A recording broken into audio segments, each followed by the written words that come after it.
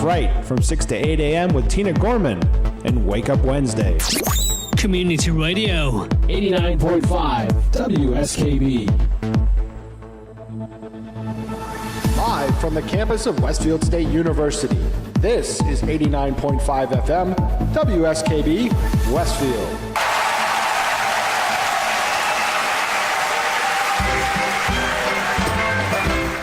What story are we going to tell tonight? We're going to tell the story of the Scottsboro Boys.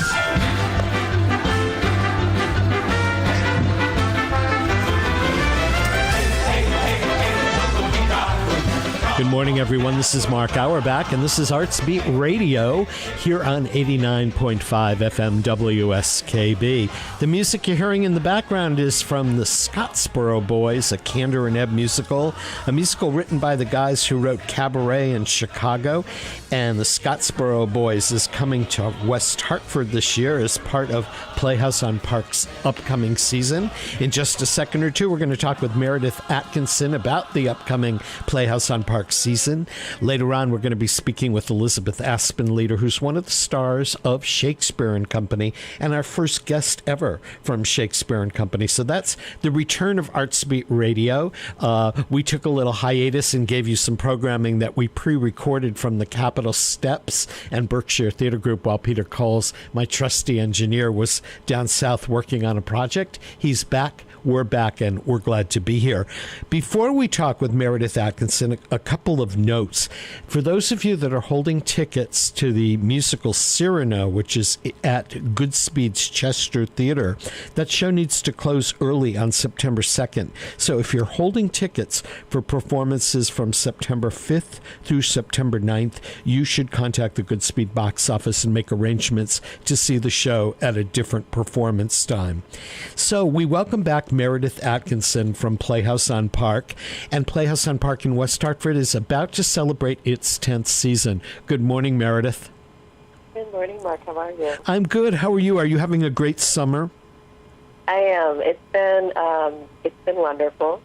Our theater pretty much never goes slack, but it's a little part of the quiet season before we rev up for season 10.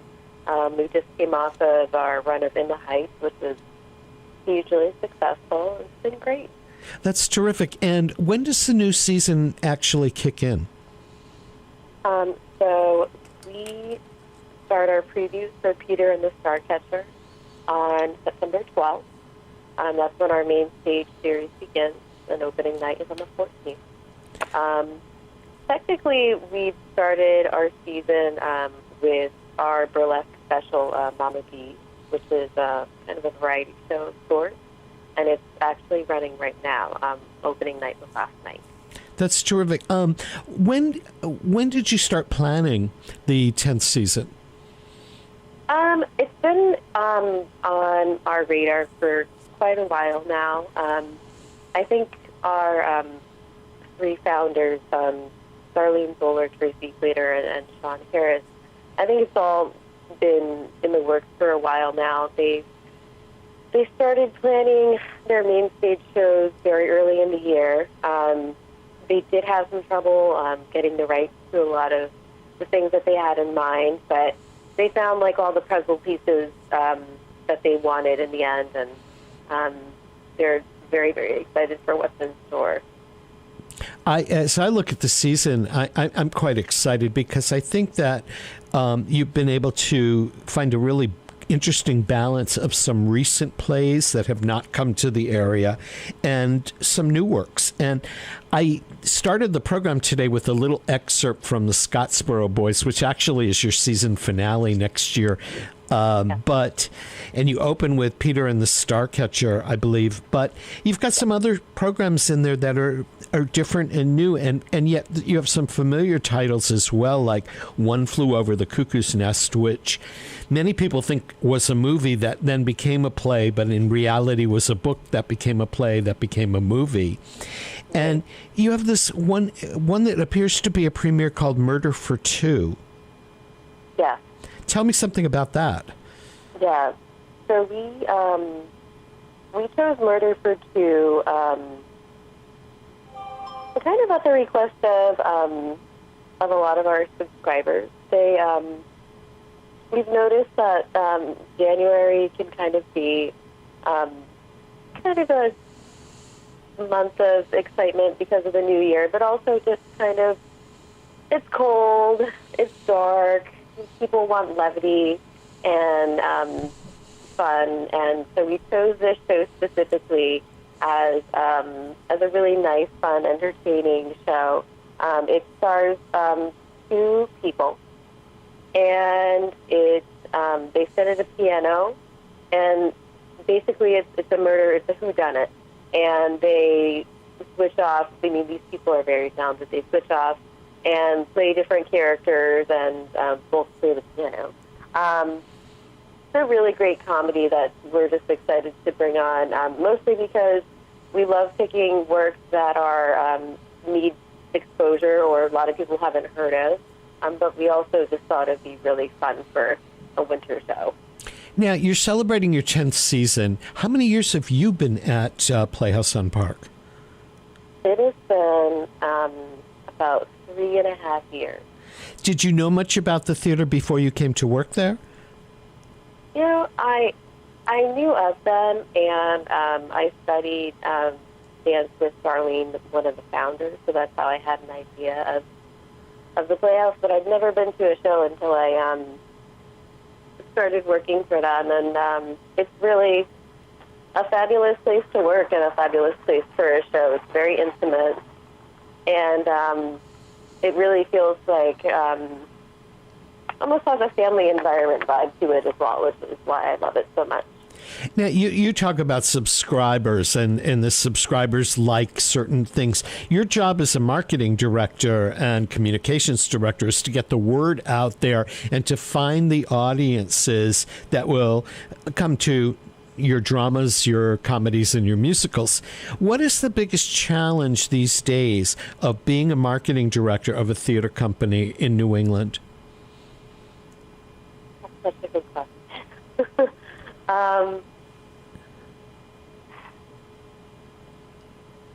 I think one of the challenges that we face is I think there's an oversaturation of everything, of entertainment, and I think sometimes it's really difficult to kind of break through and get the attention of somebody because there's just so much out there, not even with theater, but just with everything in entertainment.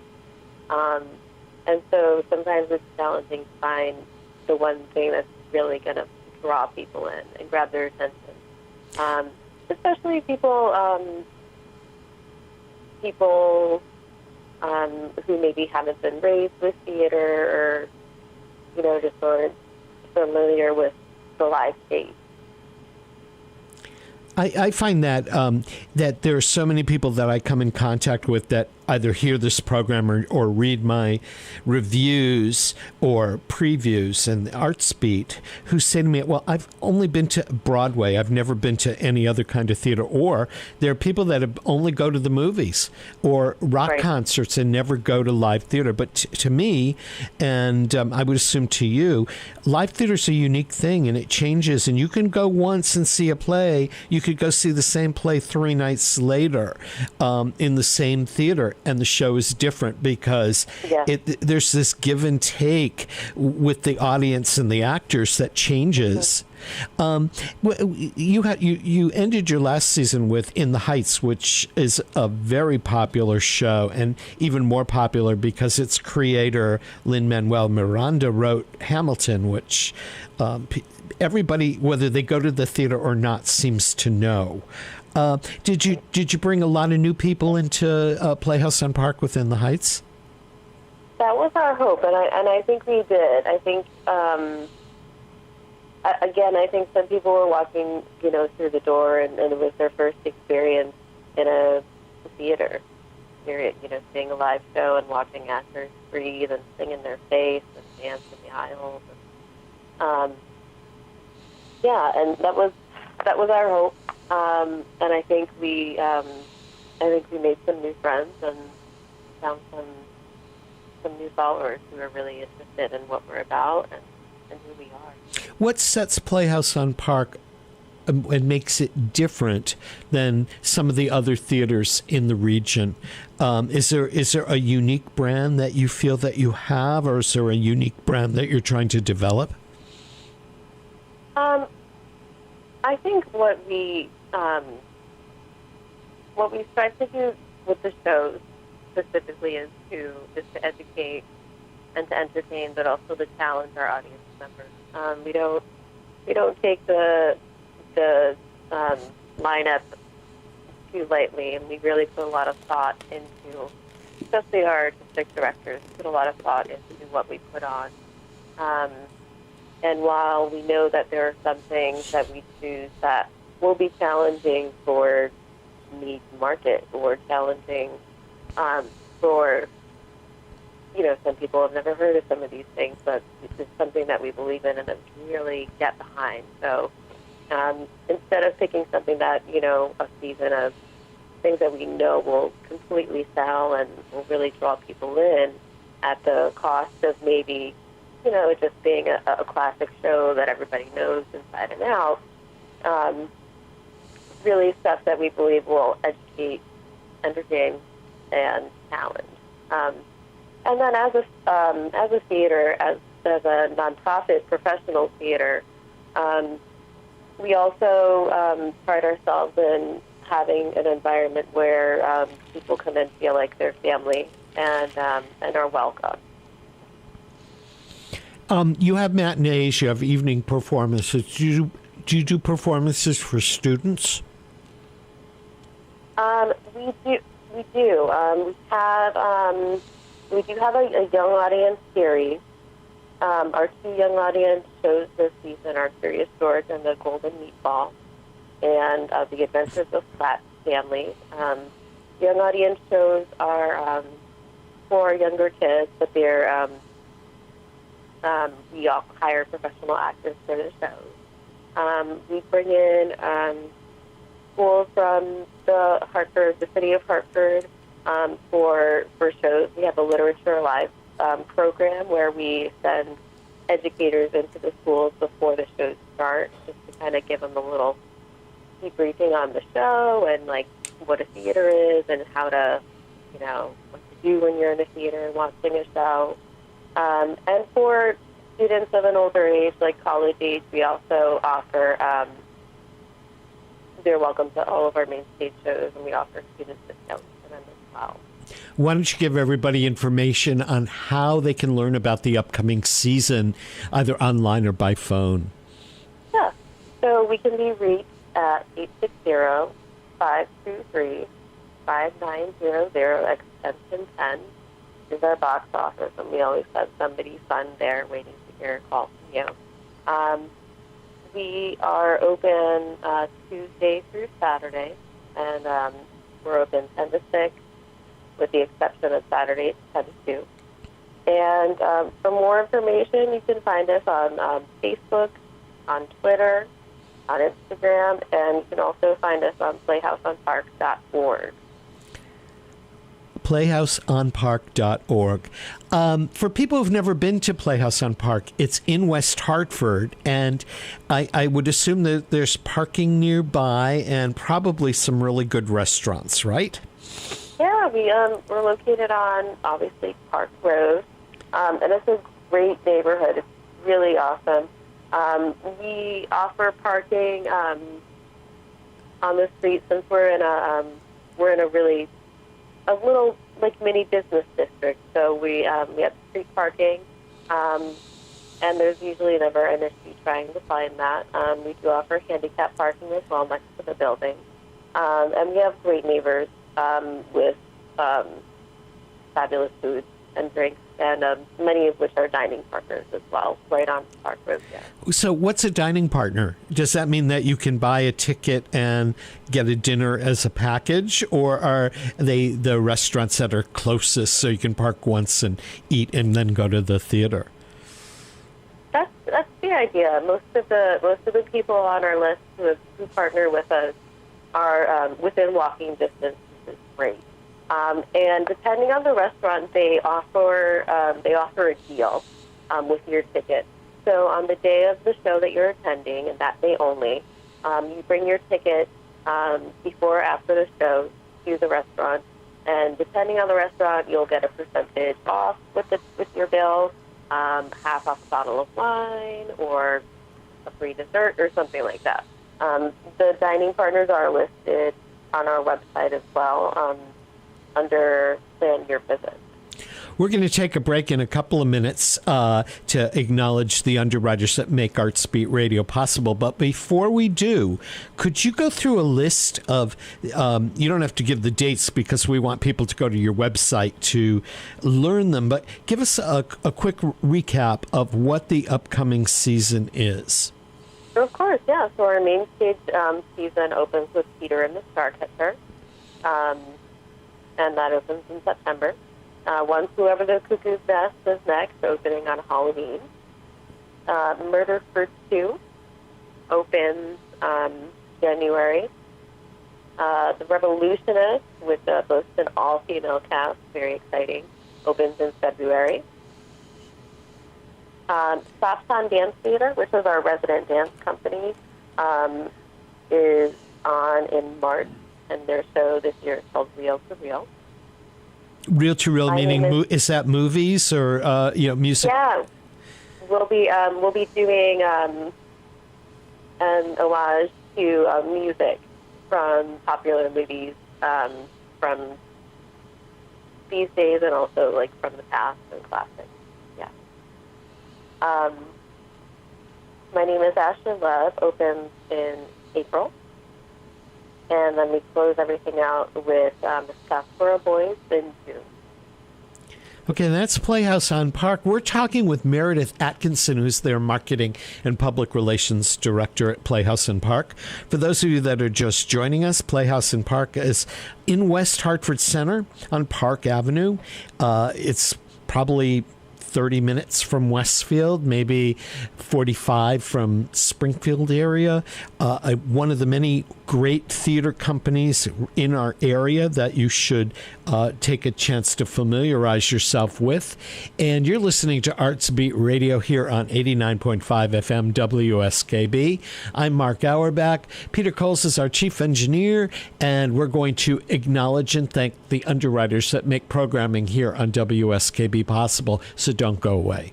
Support for the community programming of WSKB is provided by Commercial Distributing Company of Westfield. Now in its third generation of family ownership, Commercial is one of the premier beverage distributors of Western Massachusetts. The Plasek family and the staff of Commercial Distributing wishes you good times throughout the year and urges you to drink responsibly. Underwriting for the community programming of WSKB is provided by the Boys and Girls Club of Greater Westfield, serving the youth of the Whip City and surrounding communities since 1969. For more information on the Great Futures Club for ages 3 to 5, happening weekdays, and the Club Teen Center for ages 11 and older, weekdays from 6:30 till 8 p.m., go online at bcgwestfield.org or visit the club at 28 West Silver Street. The Boys and Girls Club of Greater Westfield. Great futures start here. Support for the community programming of WSKB is provided by Comcast and Xfinity.com, offering Xfinity TV, Internet, home phone, and home security services. Information on all that Xfinity has to offer in the Westfield area is available online at Xfinity.com. We thank the generosity of our underwriters. For more information, please contact the Westfield State Foundation at 413-572-8646. It's Tuesday morning from 6 till 8. Wow, it's Tuesday with Bob Plass. Community Radio. 89.5 WSKB. Live from the campus of Westfield State University, this is 89.5 FM, WSKB, Westfield. Welcome back, everyone. This is Mark Auerbach. You're listening to Arts Beat Radio here on 89.5 FM WSKB. Peter Coles is our engineer this morning. Welcome back, Peter. Thank you. I'm not used to having my microphone up. We missed you while you were away, and it's good to have new programs here on Artsbeat Radio. And with us this morning is Meredith Atkinson from Playhouse on Park in West Hartford, just down the road, with a great season opening in just a couple of weeks. Can't believe summer's over and we're starting our fall seasons, Meredith. I know, me too. It flew by. Summer does. It does. It flies by too fast. Are you going to get a vacation before fall arrives? I don't know. It's still to be determined. It's been a really, really great summer, but also a very, very busy summer as well. I kind of see myself taking a little break maybe after we open our first show. We'll see. Now, when does your first show is Peter and the Starcatcher? When does it go into rehearsal? That's a great question. Our cast of 12 arrives on Monday, and they'll all come in from their various places. Some will fly, some will drive. I think they arrive at the theater around 2, and they dive right into rehearsals starting at 3. So that'll be underway. People don't assume that you bring in actors from all over the place, but you do. When they come to work at Playhouse on Park, do you house them, or they have to find apartments or places to live while they're here, right? Yes, they do. While we do have some folks who maybe have family in the area and stay with them, or if we do have folks that are local, which definitely happens as well. We have a lot of generous friends who act as host homes for all of our actors. We also have some great spots in the area, Hoffman Summerwood and Avery Heights, which are two great places who offer housing to us as well.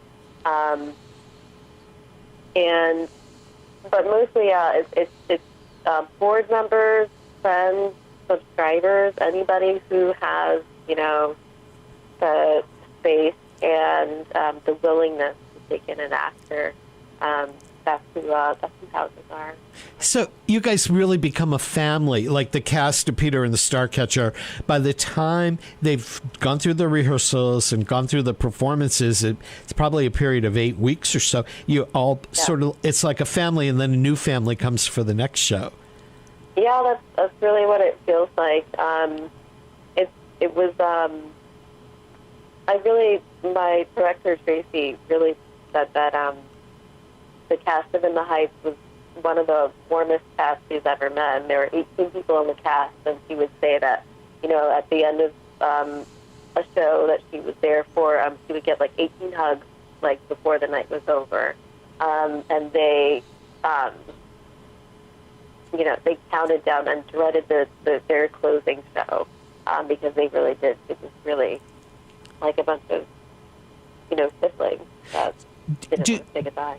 Do people come back year after year and season after season? We do have people who return to the theater in both the acting and directing capacity. For example, Ezra Barnes, who has been in many of our productions on stage, and also he directed The Diary of Anne Frank, which was hugely successful last season for us. And actually, he won an award for the Connecticut Critics Circle as director. He'll be returning for the directing role of One Flew Over the Cuckoo's Nest this season. We're really excited about that. When you let's go back to last season or the season before, is there one show that you worked on at Playhouse on Park that was either your favorite or one that meant the most to you when you actually got a chance to sit down and watch it? That's a good question.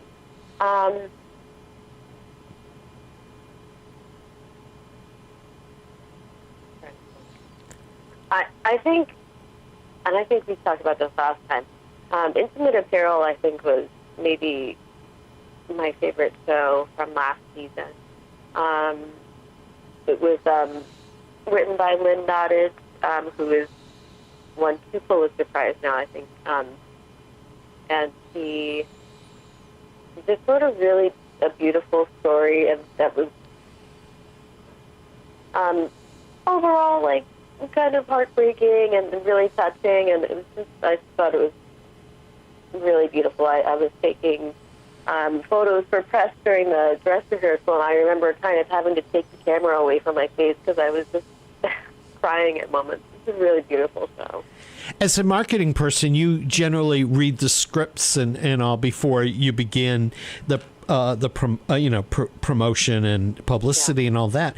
Is there a show that you've worked on where you read the script and then when you saw it in production, it just blew you away, that you never realized had the power when you read it?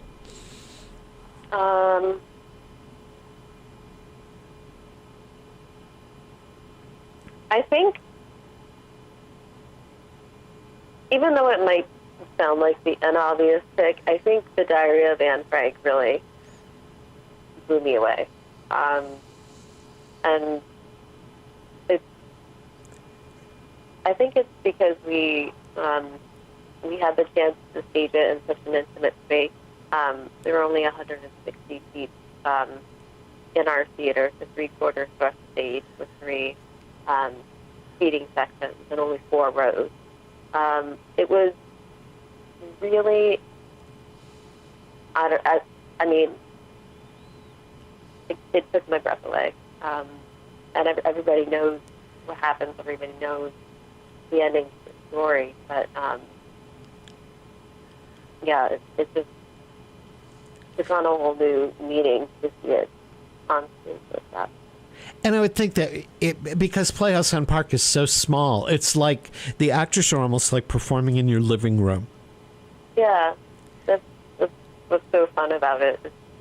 Yeah, I saw a show last weekend at Chester Theater in Massachusetts, a play called The Aliens, and it's a small play. The theater seats maybe 100 people at most, and it was quite the experience sitting there where you could almost reach out and touch the actor on stage. And the week before, I saw The Lion King at the Bushnell, which is a huge theater. And even though in The Lion King, they were using the aisles of the orchestra section, they paraded down the aisles and things like that. The production was so big, I felt like a speck in among many other specks watching this huge show. But when you see something at Playhouse on Park or Chester and it's very intimate and very small, it makes such a big difference watching a play. It really does. And it brings me back to the days when I was a kid and my parents would take me to the Bushnell or like a Broadway show. And I remember being at the Playhouse for the first time, and my first show was a staff time dance show. And I sat in the front row, and I was blown away. It was just so fun. They were within arm's reach of me. It was great. Meredith, thanks for joining us this morning to talk about Playhouse on Park. The new season opens very soon with Peter and the Starcatcher and runs with some shows that you're going to know, like One Flew Over the Cuckoo's Nest, some new shows like Murder for Two, and the season ends with a really important musical called The Scottsboro Boys by Kander and Ebb, the team that wrote Chicago and Cabaret. We're going to take a break here on Artsbeat Radio. When we come back, we'll be meeting Elizabeth Aspen later, who is an actor with Shakespeare and Company in Lenox, Massachusetts. So don't go away. WSKB's programming is generously underwritten by Whip City Fiber, Westfield Gas and Electric, where they offer gigabit internet speed. Whip City Fiber, turning Westfield's neighborhoods into fiberhoods. On the web at whipcityfiber.com. Support for the community programming of WSKB is provided by the Barnes & Noble College Bookstore in the Ely Campus Center, offering Westfield State t-shirts, sweatshirts, and gift merchandise. all of your academic needs, and offering textbook materials in new, used, ebook, and rental formats. Available at the bookstore on campus or online at westfieldstate.bncollege.com. We thank the generosity of our underwriters. For more information, please contact the Westfield State Foundation at 413-572-8646. Discussions of local politics, events, happenings, and miscellany potpourri. Ken's Den, Tuesday, 8 to 10. Live from the campus of Westfield State University, this is 89.5 FM, WSKB, Westfield. Welcome back, everyone, to Arts Beat Radio. This is Mark Auerbach, your host. Peter Coles is our engineer this morning, and you're listening to 89.5 FM WSKB. Our next guest this morning is from Shakespeare and Company in Lenox, Massachusetts, Elizabeth Aspenleader, who has been with the company. This is her 22nd season. She has done Shakespeare, obviously, but she's also done some more contemporary plays. And I've always wanted to interview Elizabeth Aspenleader. So good morning and welcome to Arts Beat Radio. Good morning, Mark, and thanks for having me on. I know when you go ahead. I was going to say, I've seen you in so many shows over the years, and I've always said that when I went back to working on radio, I would have the opportunity to talk about Shakespeare and Company. You were one of the people I wanted to chat with because I've seen you do Shakespeare, and then I saw you in a very funny Christopher Durang play, and I know that every time that you take to the stages, it's either classic or contemporary and totally different. Yeah, that is very accurate. When you said I've been with the company for 21 or 22 years, I think, I was 12 when I started. I must have been because it has flown by. But the diversity of the roles has been just such a gift, and Shakespeare and Company keeps coming up with outside the box seasons, and now with Alan Burrows on as our artistic director, he's really pushing the envelope and.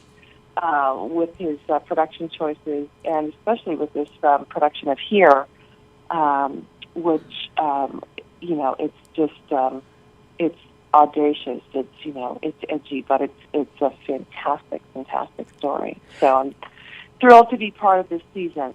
And I hope you'll come to see it. I'm very curious about Taylor Mack's work. I've never seen anything that Taylor Mack has written, only read about it. And there was one play that was something that took place over a period of 24 hours about music. So what is Here about?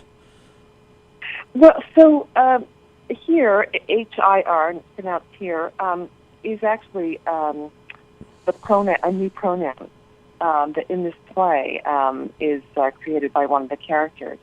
So here it's the synopsis really is a suburban family, and they have a husband and wife, and they have two kids, a son and a daughter, and the son goes off to war, and he comes back after 3 years, and everything that he knew is no longer. The entire home is completely different. Everything is turned on its upside down, and the mother, she is determined to make this to create a new world and a new beginning for her family. And so what once was is no longer. The daughter. Is no longer the daughter. The daughter is now another brother. So since the son went away, the daughter decided that she, wanted to follow, her course, and that was to be transgender. So the son comes home. The house is completely upside down. The father is not the father he used to be. The father has a stroke, a debilitating stroke. And so roles are reversed, and it really is it's a tale about social expectations that are no longer, and why not. Things aren't working, so Paige, the wife who I play, decides to change things, and it is just hilarious, Mark. It's like I said, it's audacious, but it's a really important play. It's an important story about our choices and what we choose to live with, and can we make a different choice? Yeah. So that's a synopsis.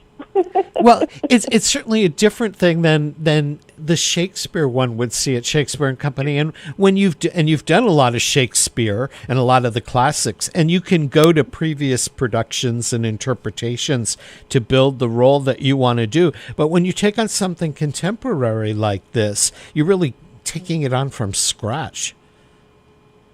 Well, it is, but in a way, Mark, it is. We're storytellers, and we're all telling a story, and it's, this is this contemporary story, and there's, the point of reference for this, I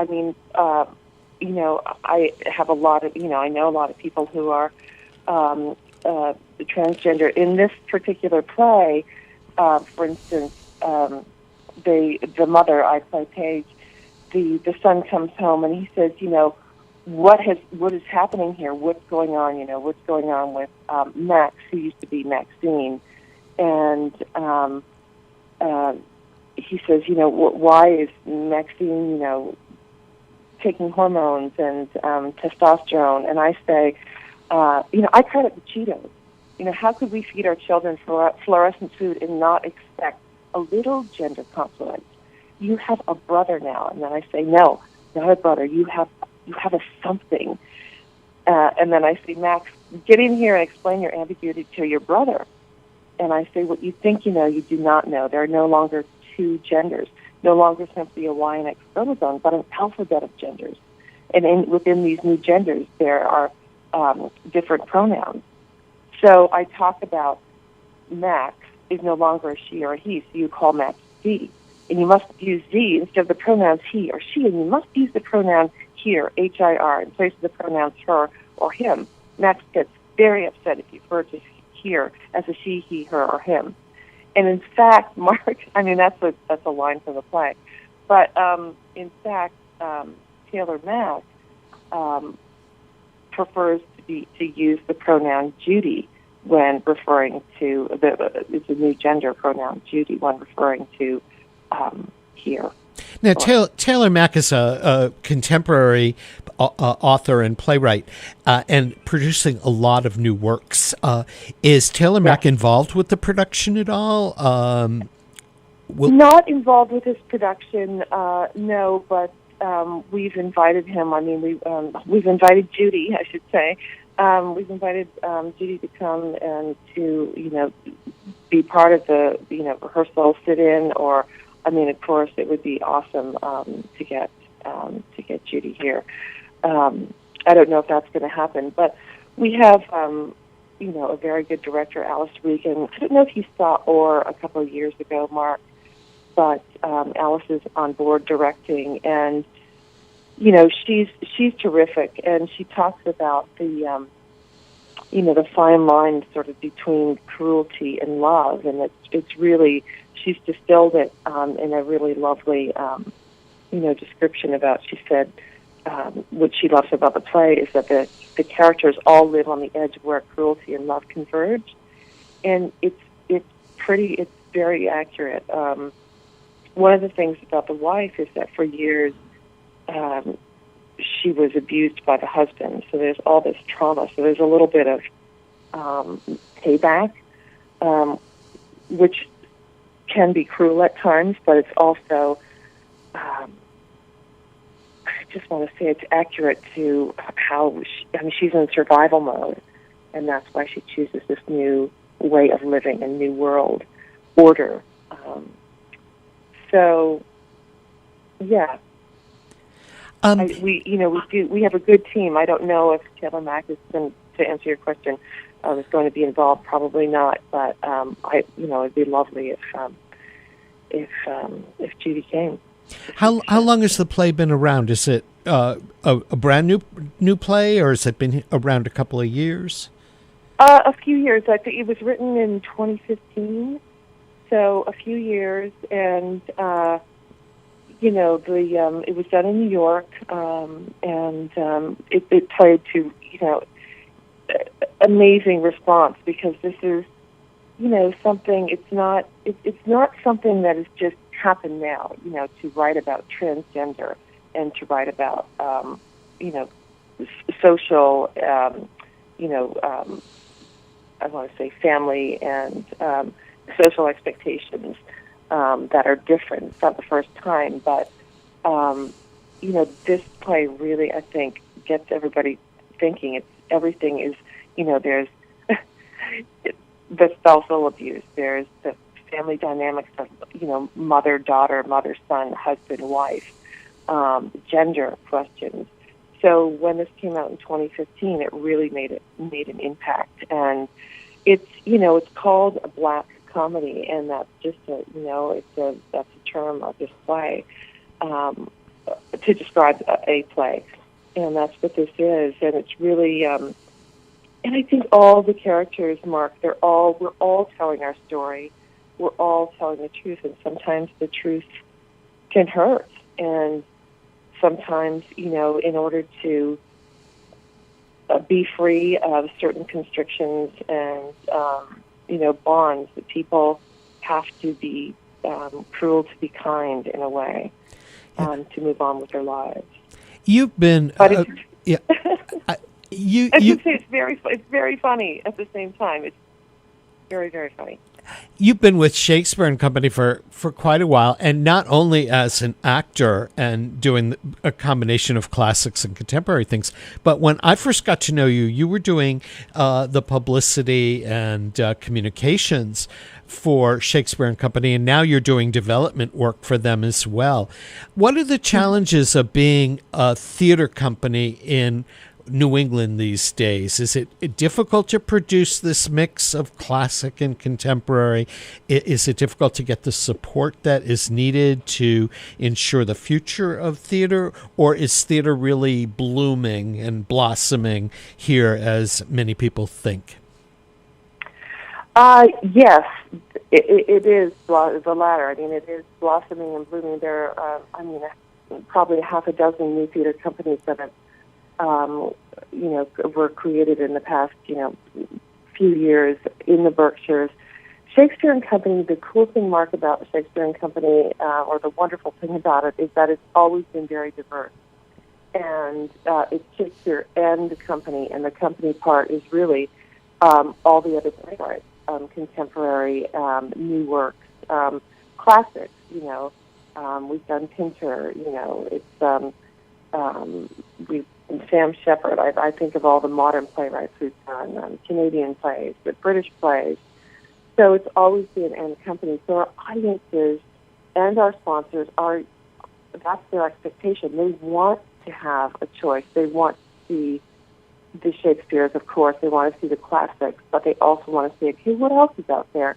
Because, again, we are all telling stories. Shakespeare told stories of his time, what was going on politically, philosophically, economically, and that's what we're doing right now. We're telling the plays of our time, and what's happening.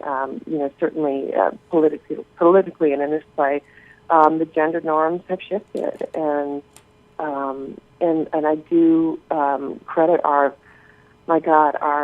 trusty patrons and sponsors, and our board too, have really supported these choices, these bold choices. And so we have underwriters who are supporting the plays that help put them on. So, it's always a challenge. We are moving and shifting to what our audience is like.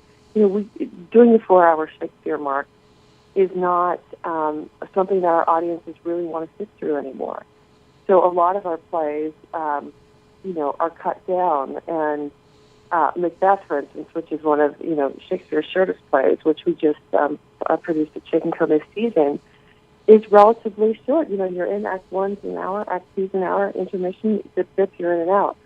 So not the attention span, I want to say there are other things that we're getting used to. You watch something episodic. It's 30 minutes on TV. You watch a film, it's maybe 90 minutes. It's maybe 2 hours, but I mean, everybody's expectations or our audience's expectations are, we're going a little shorter with the length of plays. But and also, Mark, economically, we do, not only economically, but artistically, we're choosing to do plays where we can do a Shakespeare play, tell the story with 9 actors, whereas, 15 years ago, we used to tell the story with 20 actors. So the important thing and what we've always been, sort of our center and core has been to tell the story and to tell it efficiently and to tell it clearly and to use the language. And that's what we're doing. And that's what, here is all about as well. I mean, the language in here is beautiful. And there's all this new language because it's being created by these characters. So it's really, for me, it's, this play in particular, it's a renaissance, so to speak, of a new world order, and it's the cusp, it's the new, it's the changing of what we used to know, and hopefully creating something better. You have this opportunity now for 2 decades to live and work in Western Massachusetts.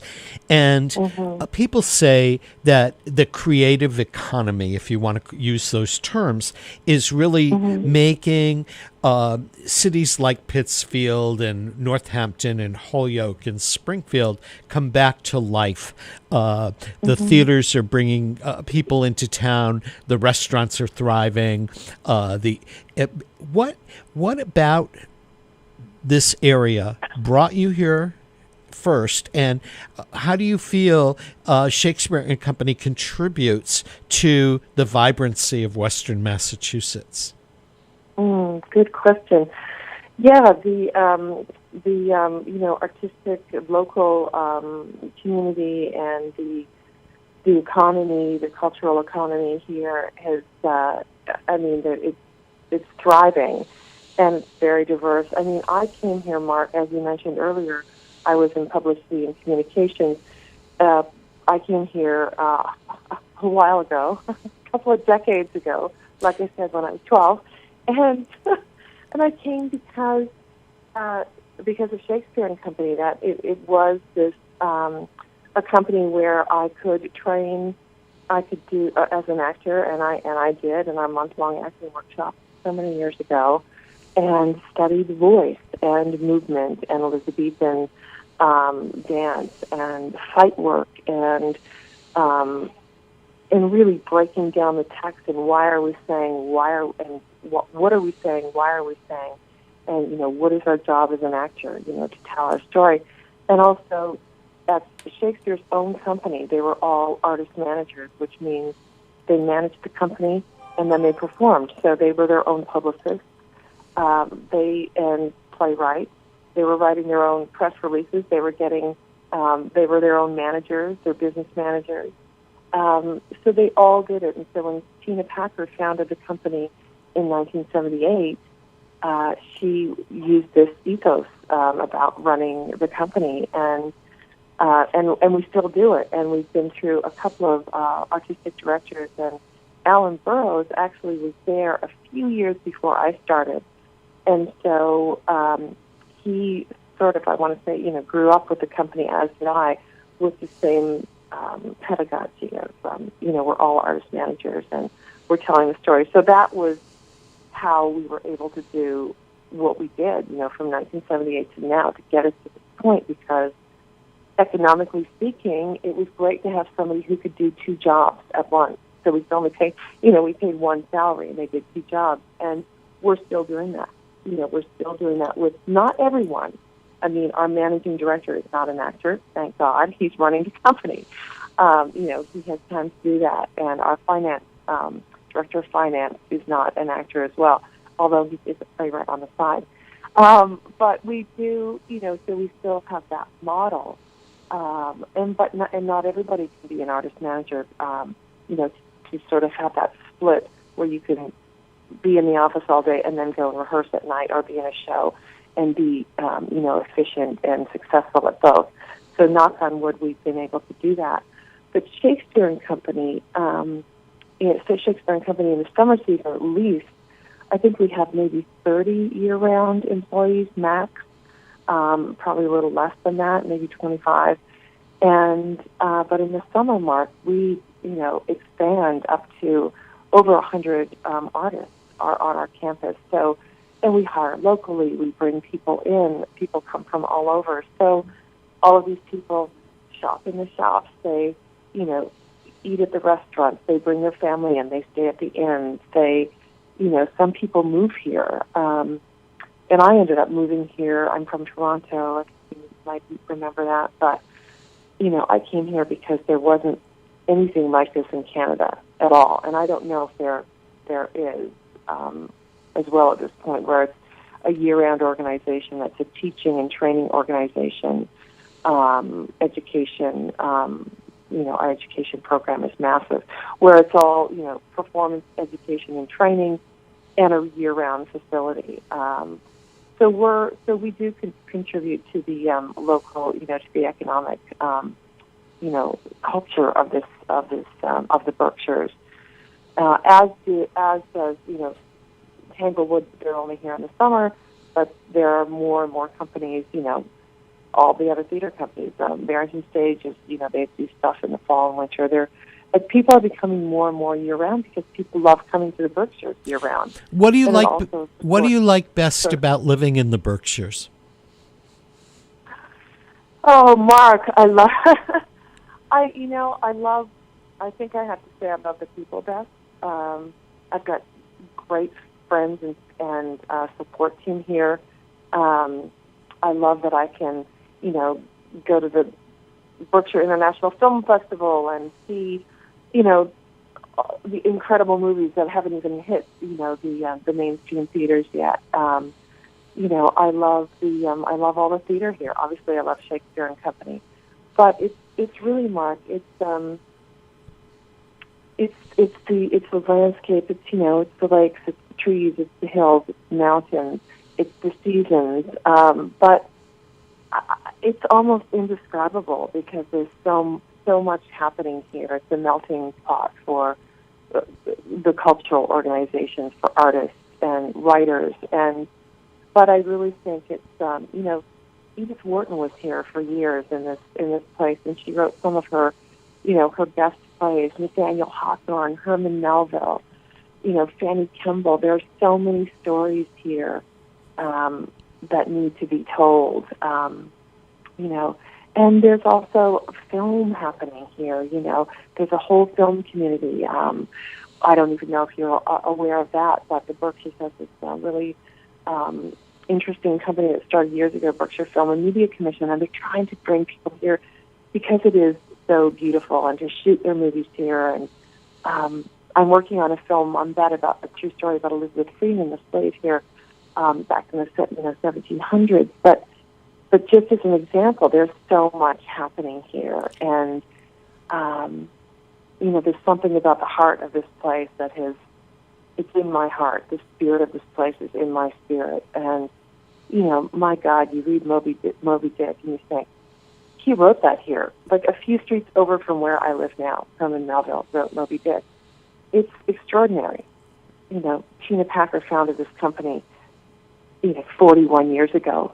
She's a Brit. Why did she come here? How did she find the mouth, Edith Wharton's estate, and create this company out of these, ragtag artists, and build this company to where it is now, where we're, it's run by Alan Burrows now, who's an artist. He's also a director and actor, same as me. Came here to act, and then found himself doing other things.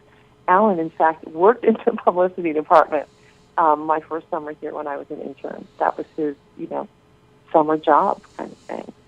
But it's this place, Mark. It's filled with spirit and spirit, and I keep, every day is a new day. There's something different, and it's an extraordinary place to live and work. And Shakespeare and Company thrives. It's surviving, and I say on to the next. Let's go for the next 4 years. Well, I'm so glad that you could spend some time with us this morning. And we have to tell people that if you want to learn about the multitude of performances that are still ongoing at Shakespeare and Company in Lenox, the website is shakespeare.org. It's probably the easiest website to remember of all times. And we've been talking with Elizabeth Aspenlater, who is one of the mainstays at Shakespeare and Company for 22 years. She started as a child, a very young child, and has combined. I was five. 5 years old. Started as the publicist, right? And you've done acting, you've done PR, you've done corporate sponsorships, and a whole bunch of things, and are a member of our creative economy and our creative community here in Western Massachusetts. Thanks for joining us this morning, and look forward to seeing her at Shakespeare and Company this September as the summer seasons just go on now. So don't think that things shut down in the Berkshires come Labor Day weekend. You can see good theater at Shakespeare and Company, and Berkshire Theater Group and Barrington Stage all have shows that run in the fall and almost all year round. A couple of things you might want to think about for this weekend if you're looking for shows. Hand to God is about to wind up its run at TheaterWorks in Hartford.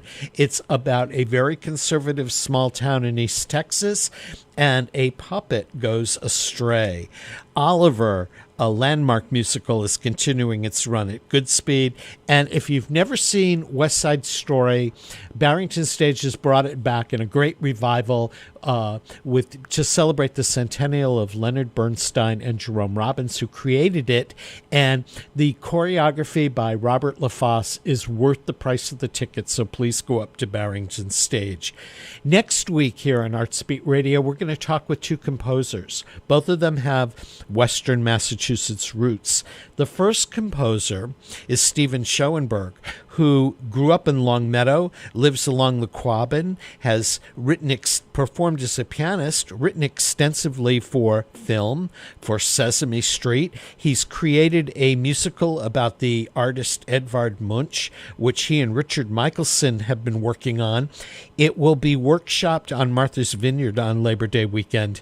The other composer is Alexander Safransky, who has created music for performances at Berkshire Theater Group, the Ancram Opera House, for Hartford Stage. He created a beautiful musical score there for Midsummer's Night Dream a couple of seasons ago.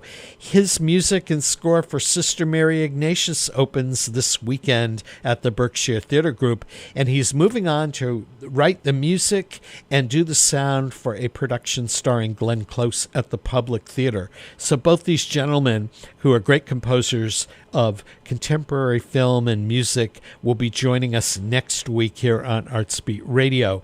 You're listening to 89.5 FM WSKB. I'm Mark Auerbach. Thanks to our engineer and producer this morning, Peter Coles. We'll see you next Friday.